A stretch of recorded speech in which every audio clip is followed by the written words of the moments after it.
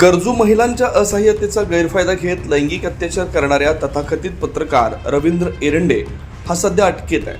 भोंदू अशोक खरात सारखेच याचे देखील काळे कारनामे समोर आलेत. स्वतःला हस्तरेषा तज्ज्ञ म्हणून घेत गरिबांची फसवणूक करत सापाची कात, पक्ष्यांच्या अवयवांचा वापर हा भोंदू एरंडे करत असल्याची धक्कादायक माहिती उघडकीस आली आहे. या भोंदूवर जादूटोणा विरोधी कायदा आणि वन्यजीव संरक्षण कायदा यानुसार कारवाई व्हावी अशी मागणी अंधश्रद्धा निर्मूलन समितीने केली. अघोरी प्रकरणासाठी वन्यजीवांचा वापर करणं हा अत्यंत गंभीर आणि अजामीनपात्र गुन्हा आहे.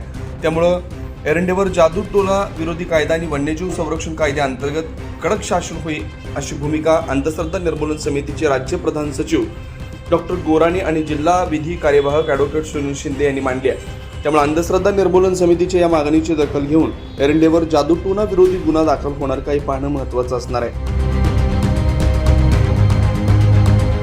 9 न्यूज महाराष्ट्र ब्युरो, नाशिक.